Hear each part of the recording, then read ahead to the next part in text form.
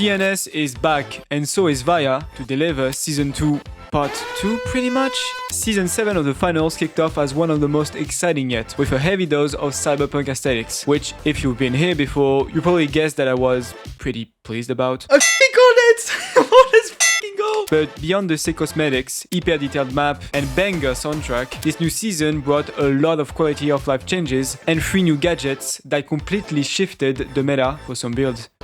Hi, my name is Creed, and today we're finally reviewing the 7th season of the finals. We're going to break down the additions, changes, and issues of the season. Just like last time, I'll be pretty pushy on the game's issues to make my points, but if you want a deep dive on every single buff, nerf, and stat tweak, I highly recommend checking out Ronin's video. He's way more qualified to go over that stuff than me. I'm just the goofy guy. And for attention span goldfish out there, yes, season 7 is worth playing. Easily one of the best seasons so far. As always, feel free to debate on any point I'll be making on this video, or simply share your opinion. I read every comment. Alright, enough yapping, let's get into it. Starting from the top of the menu, the level cap is still 120, and we still don't get any meaningful rewards. I understand that this is not the main focus by any means, but something cooler than a badge would be nice to see. That said, let's be honest, this won't bring in new players, unlike the recruit program. Now, I can't give too much personal feedback on this because I have no friends willing to play the finals with me. I may or may not have bullied them into playing the game to the point of disgust, but I still think it's a great addition. Having to actually play with the people you recruit makes farming it harder, which is good. The cosmetics you earn are honestly very solid too. I'm not a big fan of the font, but very curious to see how this system evolves over time. You can now have custom numbers on selected cosmetics, both weapons and outfits. And this is absolute peak for people who have numbers as their gimmicks. Me.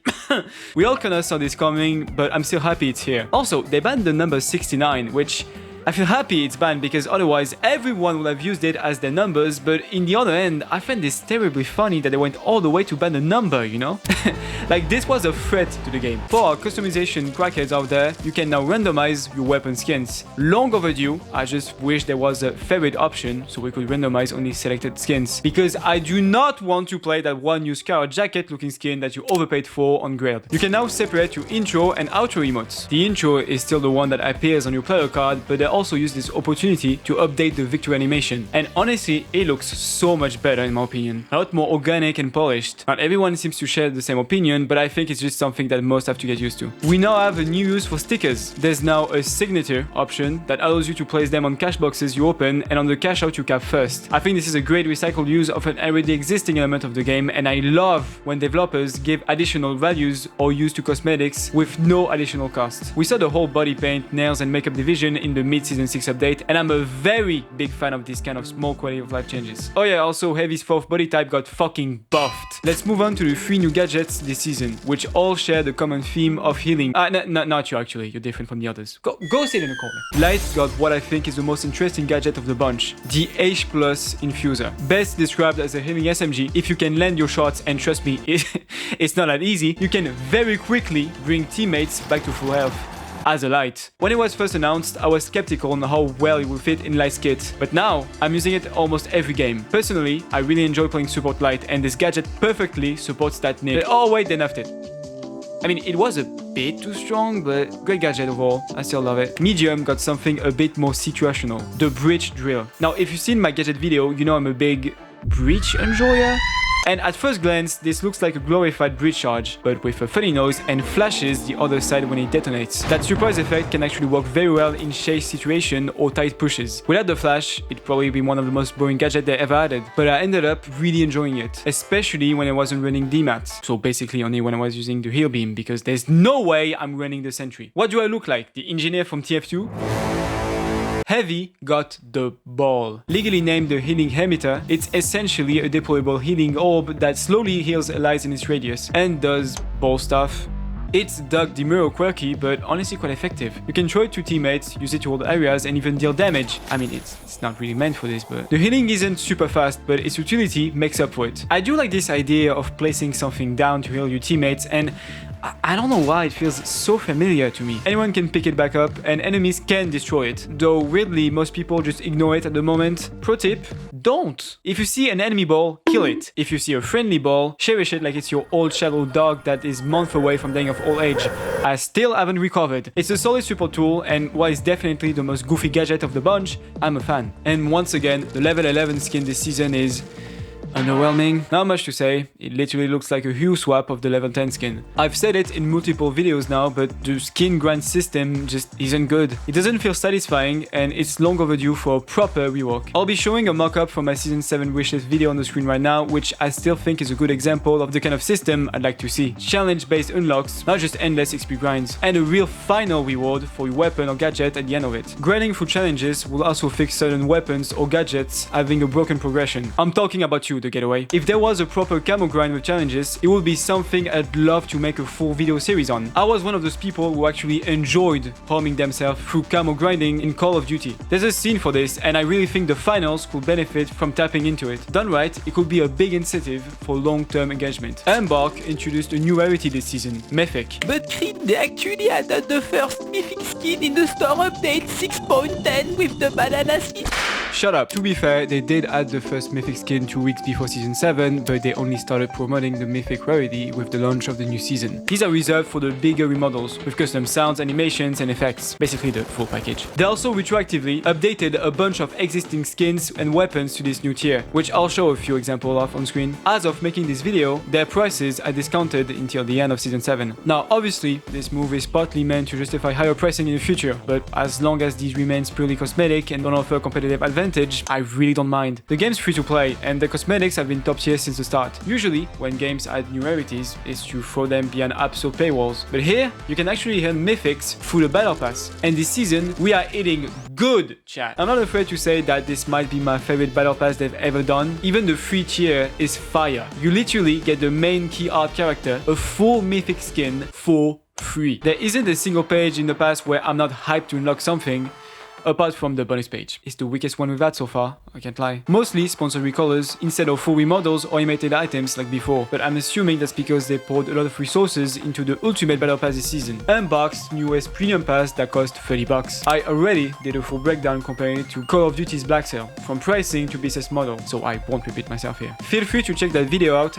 after this one, because I rely on watch time to feed my orphanage. And this is the perfect transition to talk about one of the best cosmetic additions they've ever made, the Legacy Battle Pass. Bro, this is so long overdue in the gaming industry. I know that Halo also recently dropped a similar idea, but this is how it should be done. I get time-limited items for Twitch drops, ranked, or special events, that's fine. But I do think that full-on Battle Pass being accessible to anyone who's willing to grind and pay is fair. Most people didn't have the chance to get some very sick and unique cosmetics, and it doesn't matter to me that, ooh, I'm the only one to have this anime skin. Although I think it's fair that we still get to keep the bonus pages, as they require quite a lot of grind to get, and they're just fancy recolors. But also, man, they literally made a whole new page for the first Battle Pass just for this edition. So basically, any original owner of the first Battle Pass get access to this new bonus page for free. And also got a special frame and background. So if you really want to look like the biggest gatekeeper ever, you can. One opponent note, Legacy Passes don't refund multi-bucks. That would have been way too busted. To unlock rewards, just play the game. You'll earn Legacy points. I finished the bonus page of the first pass in just a few casual sessions, so it's not even that grindy. Any AAA studios will have charged extra for this. And to me, this is another proof of Embark wanting to make things right. They also gave the Season 1 Battle Pass for free to anyone who bought the LN bundle. Like, bro,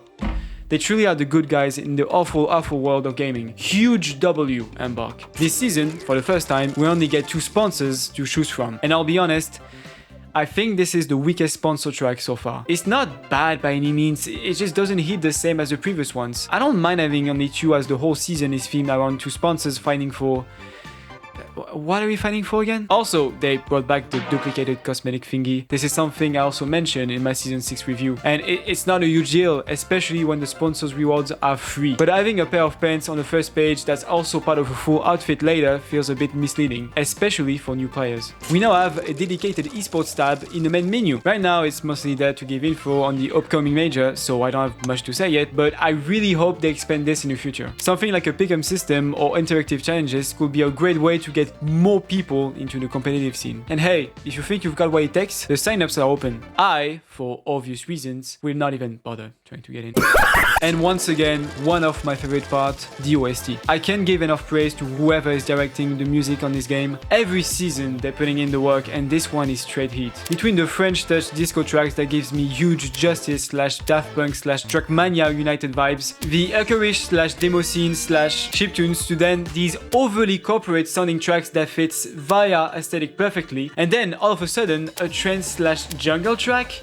Whoever is in the direction of this OST, you're him. Not only is every track well composed, but they completely match this season's split identity theme. Massive win on all fronts. Already one of my favorite ones they've released so far. Now, let's get in game and talk about the new map. This is, hands down, the best looking map they've ever made. I don't want to hear about it. The amount of details, the aesthetic contrast, the layout, it's all top tier. You've got this huge division, get it, between the wide, overclean white Vaya half and then the narrow, messy, colorful CNS side. It literally feels like a different game depending on where the cash out spawns. Gameplay wise, it feels good. I'm still finding new corners and spots every time I play. Apart from my PC turning into a jet engine every time logging in, I love everything about this one. While we're on maps, we now have a dojo in the training range. Is that what they call it? Wow, Season 3 fans must be bricked up about this one. Now, for someone that gets often reminded that my aim is not that good, this was the perfect reminder that, indeed, my aim is not that good.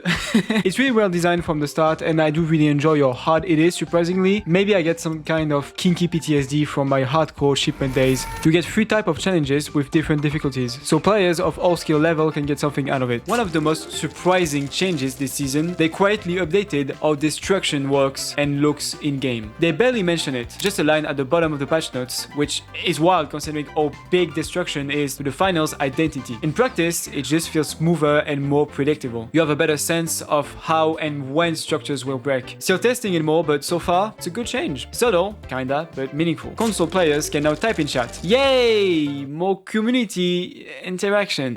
I mean, at the time of watching this video, half of the words in the dictionary are banned. It is still very unfortunate that LMFAO has the same amount of letters that another very bad word, because I do not want to say that word, but it's still a very welcome addition. And it seems like Embark has been tweaking contestants and announcer voice lines since the end of last season. I've definitely heard the new ones, and yeah, the new announcer in the rotation is just not great. First elimination, statement made! Will you look at that? The live wires are your new leaders. I get why they're experimenting with AI voices. It's fast, flexible, and easier than recording new VO constantly, but I'd much prefer a proper human voice, especially when the original announcer actually was real. But the new contestant voice lines are a very nice touch. Oh, and the statues also talk now. I'm terrified. And for our final change this season, snare roll please. They made the emerald grind easier. We actually won, guys. We actually won. For the newer viewers, a few months ago, I made a whole video about World Tour Identity Crisis and how painfully sweaty the grind was. People mentioned that some lost compensation could make it fair. And guess what? That's exactly what they did. Now, it still feels like a grind, as it should, but you don't have to sweat your soul out just to scrape a few points. And maybe it's a placebo effect, but lobbies already feel a lot less sweaty overall. I've been having a way better time playing World Tour, except for the CR40 meta, which is beyond annoying. Wait, they nerfed it. Never mind. Wow, sometimes I don't even have to make a whole video essay to get W's. I'm sure I missed a couple small changes here and there, so let me know if I did. But overall, I think this is one of the strongest season launches we've ever had. Gameplay-wise, I genuinely love every single edition. There's a reason I asked for a Cyberpunk season in my wishlist video, and Embark over-delivered. The quality of life changes are super clean. Nothing feels buggy or half-baked, which, honestly, is rare these days. On the cosmetic side, things are a bit more divisive, get it? Especially with the $30 Ultimate Pass. But the return of the Legacy Battle Pass proves to me that they're not just chasing cash. Obviously, not everything's perfect. I know some players are dealing with server issues. Personally, I don't notice them as much because my internet's already terrible, but if, like last season, we get another solid mid-season update and great events, Heavy Hitters still being one of the best one they released so far, we might genuinely be entering a new peak for the finals. And sorry, I'm eating. I mean, to get that peak, they might wanna like fix the spawns, which have never been great. But yeah, the spawns are still terrible. Even on the new map, it's something needs to be done. I know this video took a while. I just really wanted to take my time with it. My season 6 review was my first ever YouTube video, and in just one season, I got access to the season 7 preview event and reached 1,000 subscribers. Thank you again.